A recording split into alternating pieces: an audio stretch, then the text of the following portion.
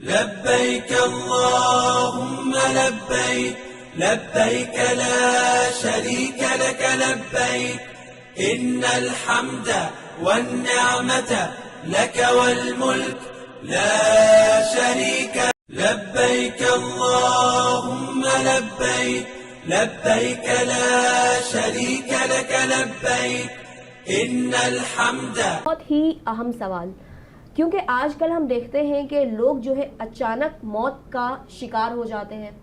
हल्का सीने में दर्द हुआ, आप हॉस्पिटल लेकर पहुंचे और वहां पर पता चला मेजर हार्ट अटैक आया और बंदा एक्सपायर हो गया। सर, होता यह है कि हाजियों में हार्ट अटैक, हार्ट फेलियर, हरकत कल्ब की बंदिश और अचानक मौत के जो है असबाब ज़्यादा होते हैं। अलामात क्या हैं इसके हवाले से और इसका इलाज किस तरह से मुमकिन है, यानी कि एहतियाती तदाबीर क्या है? ये इंतहाई एक अहम सवाल है और जैसे भी आपने भी मेंशन किया कि ये जो किताब है इसमें कोई 60 चैप्टर्स हैं जी, और उनमें से कुछ चैप्टर्स जो हैं ये इन बीमारियों पर। अब इसमें 3-4 चीज़ें जो हैं आपने मेंशन की हैं। एक तो हार्ट अटैक को मेंशन किया है, दूसरा हार्ट फेलियर, तीसरा हरकत कल्ब की बंदिश और फिर फाइनली मौत जो है वो अचानक मौत जो है वो उन मरीज़ों में आ जाती है। तो ये चारों जो अवामिल हैं और इन चारों अवामिल का जो सबब है, असबाब तो एक ही है जिसको हम एथेरोथ्रोम्बोटिक कोरोनरी आर्टरी सिंड्रोम्स कहते हैं। सही।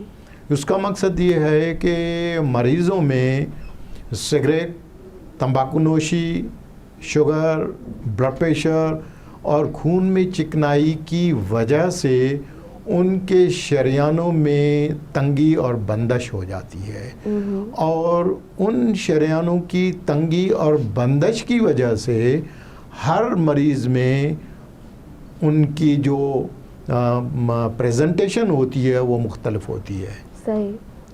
किसी मरीज़ में सिर्फ हार्ट अटैक होता है, किसी मरीज़ में हार्ट अटैक के साथ हार्ट फेलियर होता है और किसी मरीज़ में हार्ट अटैक, हार्ट फेलियर और हरकत कल्ब तीनों हो जाते हैं। सही। और किसी मरीज़ में चारों अवामिल एट अ टाइम होते हैं, यानी हार्ट अटैक हुआ, उसके बाद फिर हार्ट फेलियर हुआ, उसके बाद हरकत कल्ब की बंदिश हुई, उसके बाद अचानक मौत हो गया।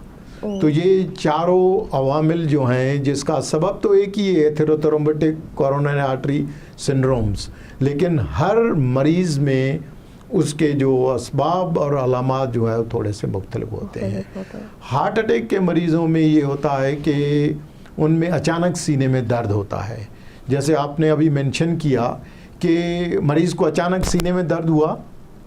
अब जैसे हज के दौरान यानी कि जिद्दा एयरपोर्ट से लेकर मक्का में या मदीना में, आज से पहले मदीना में है तो वहाँ पर, या जब मक्का में मरीज़ आते हैं या मक्का के बाद फिर मिना में आते हैं या अरफात के मैदान में, या फिर हज के बाद जो है वो हार्ट अटैक होने का, तो सबसे ज़्यादा जो कॉमन एथेरोथ्रोम्बोटिक कोरोनरी आर्टरी डिजीज़ में से हार्ट अटैक जो है वो सबसे ज़्यादा कॉमन है। उसमें अचानक सीने में दर्द मरीज़ को होता है और हार्ट फेलियर के मरीज़ों में फिर सांस की तकलीफ़ ज़्यादा होती है। किन मरीज़ों को हार्ट फेलियर के अलामात बग़ैर हार्ट अटैक होते हैं और किन मरीज़ों में हार्ट अटैक के साथ हार्ट फेलियर के अलामात होते हैं, जिसमें मरीज़ों को सांस की शिकायत होती है। शुरुआत में सांस जो है उनको चलने में, जैसे तवाफ़ कर रहे हैं या सही के दौरान या वैसे मस्जिद में नमाज के दौरान जो है उनको चलने में सांस की तकलीफ़ होती है, या अगर होटल ऊपर है या पहाड़ों पर चढ़ रहे हैं तो उसके दौरान जो है वो सांस की शिकायत होती है।